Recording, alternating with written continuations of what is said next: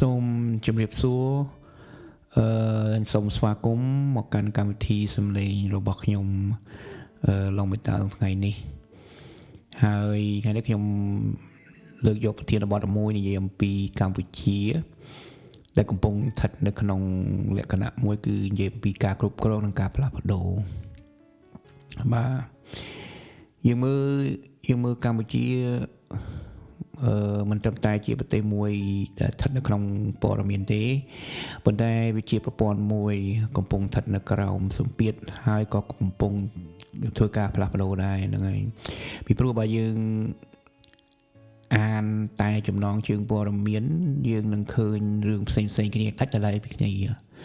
ណាខ្ញុំឧទាហរណ៍ដូចជានេះច្បាប់កងទ័ពណាថ្មីណាឬមួយខាងមួយទៀតច្បាប់ចូលបម្រើកងទ័ពចំណងជើងមួយទៀតការបង្ក្រាបអំពើកតកម្មអនឡាញអ៊ីនធឺណិតហើយការដាក់ទណ្ឌកម្មពីសហរដ្ឋអាមេរិកណាភាពតានតឹងជាមួយថៃ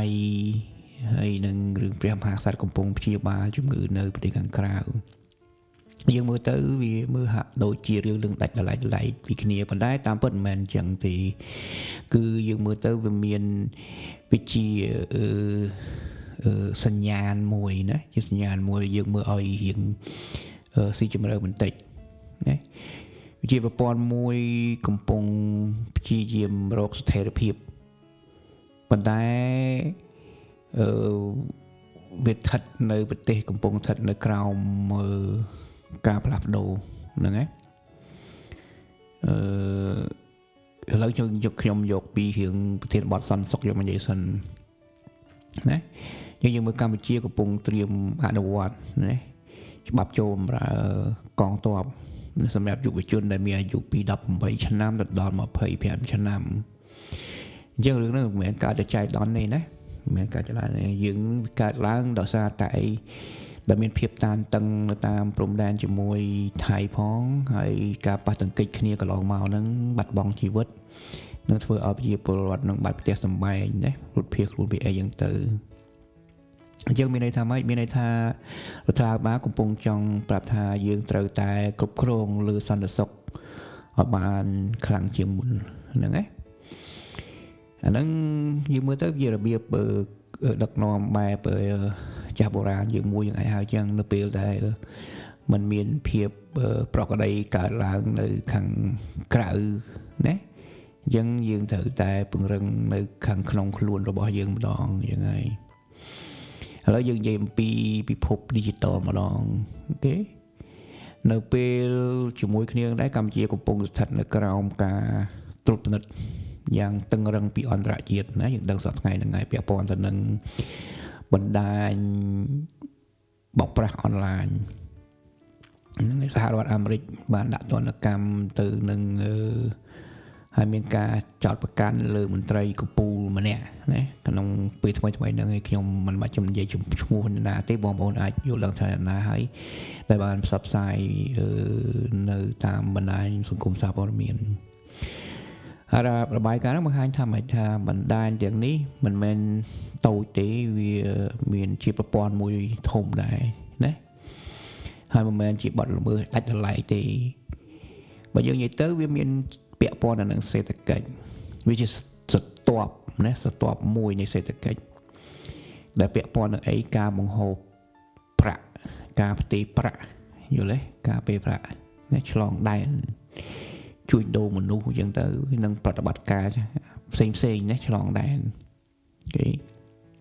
ហើយឥឡូវនេះយើងកម្ពុជាកំពុងឆ្លើយតបទៅនឹងបញ្ហាហ្នឹងគឺដោយបង្កើតបានច្បាប់ថ្មីណាច្បាប់ថ្មីបានអនុម័តហើយនឹងចាប់ខ្លួនណាអ្នកប្រព្រឹត្តហ្នឹងហើយនឹងបង្ក្រាបជនក្បត់ហ្នឹងហើយមានការកាត់ទោសប្រហារជីវិតឬមួយកាត់មែនទេ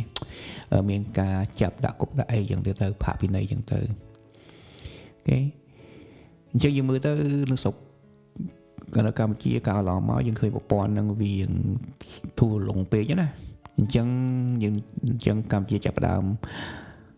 ធ្វើការផ្លាស់ប្ដូរការគ្រប់គ្រងឲ្យបានតឹងរឹងបន្ថែមហ្នឹងទៅបន្ថែមឥឡូវហ្នឹងយើងមើលបកក្រោយបន្តិច យើងមើលសតនៅសុកនៅមួយផ្នែកហើយយើងមើលទៅរឿងការគ្រប់គ្រង digital ជាមួយផ្នែកអញ្ចឹងរឿងហ្នឹងវាកើតឡើងមិនមែនចៃដន្យទេវាកើតឡើងទឹមគ្នាហ្នឹងឯងយើងកើតឡើងទឹមគ្នាអញ្ចឹងកម្ពុជាកំពុងត្រូវគ្រប់គ្រងដោយប្រព័ន្ធពីរក្នុងពេលតែមួយគឺប្រព័ន្ធបែបបុរាណរឿងភូមិដែនរឿងកងទ័ពរឿងអធិបតេយ្យភាពហើយនឹងរឿងមួយទៀតគឺរឿងប្រព័ន្ធថ្មីអ្នកបណ្ដាញលក្ខណងទិន្នន័យនិងសេដ្ឋកិច្ច digital ទៀតហើយនេះជាកន្លែងមួយដែលខ្លាចជារឿងសំខាន់សម្រាប់កម្ពុជាព្រោះប្រព័ន្ធពីរពិបាកគ្រប់គ្រងជាងមុនហ្នឹងឯងចាំខ្ញុំនិយាយថាធ្វើការកំពុងមានការផ្លាស់ប្ដូរហើយឥឡូវហ្នឹងខ្ញុំសូមនិយាយពីភូមិសាស្ត្រនយោបាយបន្តិចណាភូមិសាស្ត្រនយោបាយយើងចង់និយាយថាថ្មីហ្នឹងប្រទេសចិនបានចុះទៅទស្សនកិច្ចកម្ពុជាណាសប្តាហ៍មុនហ្នឹងសប្តាហ៍ថ្មីហ្នឹងចិនកំពុងចូលរួមណាជំរុញឲ្យមានស្ថិរភាពរវាងកម្ពុជានិងថៃណា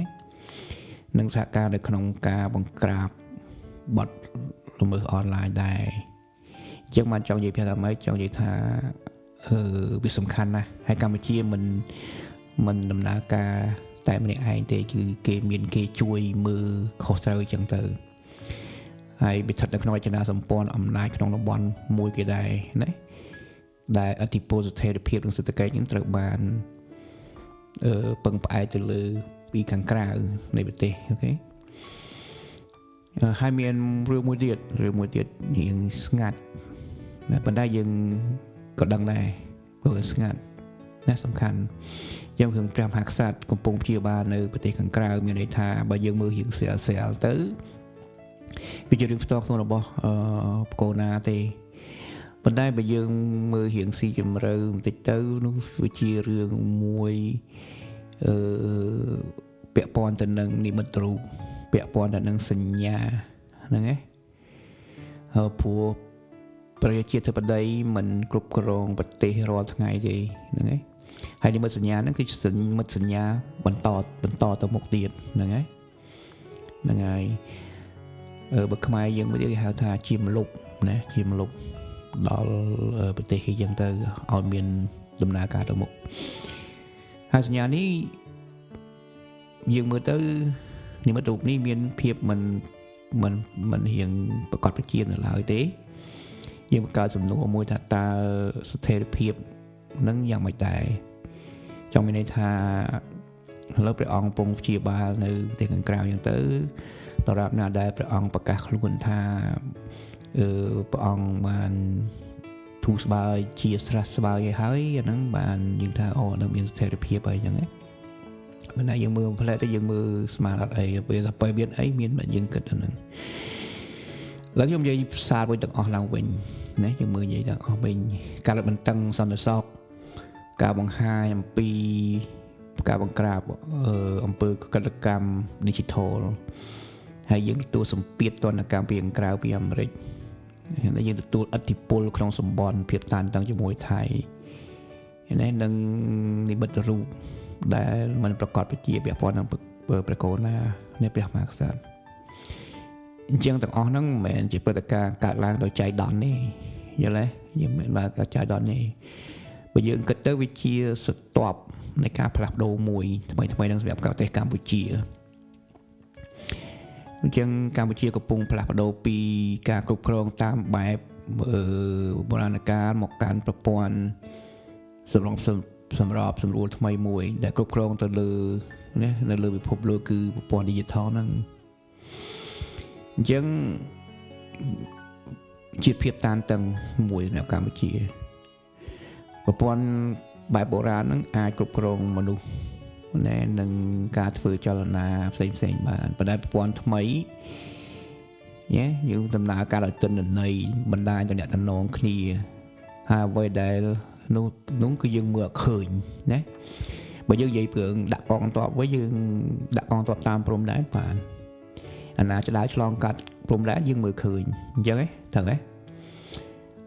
ប៉ុន្តែបើសិនណាយើងយកកងទ័ពទៅដាក់ទៅលើក្នុងបណ្ដាញអនឡាញចេះកើតទៅចាប់ពួកហ្នឹងមិនកើតទៅព្រោះសូម្បីយើងមើលឃើញផងខ្ញុំចង់និយាយអញ្ចឹងណាហ្នឹងហើយ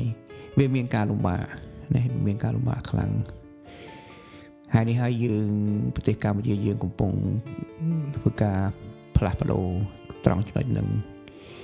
ហើយកំពុងសម្របខ្លួននេះនៅក្រោមសម្ពាធបែបហ្នឹងប្រទេសយើងសម័យហ្នឹង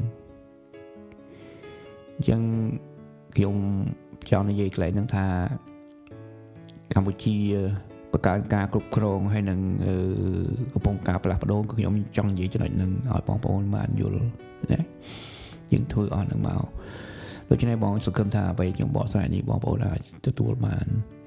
ហើយសូមអរគុណបងប្អូនដែលបានគាំទ្រនៅកម្មវិធីរបស់ខ្ញុំកន្លងមកហើយសូមបន្តការគាំទ្រតទៅទៀតហើយបញ្យល់ឃើញថា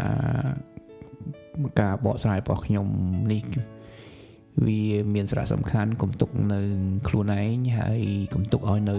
ប៉ុណ្ណឹងជួយធ្វើការផ្សព្វផ្សាយបន្តទៀតផងបាទខ្ញុំសូមអរគុណនិងសូមជម្រាបលាជូនពរបានសុខភាពល្អបាទបាយបាយ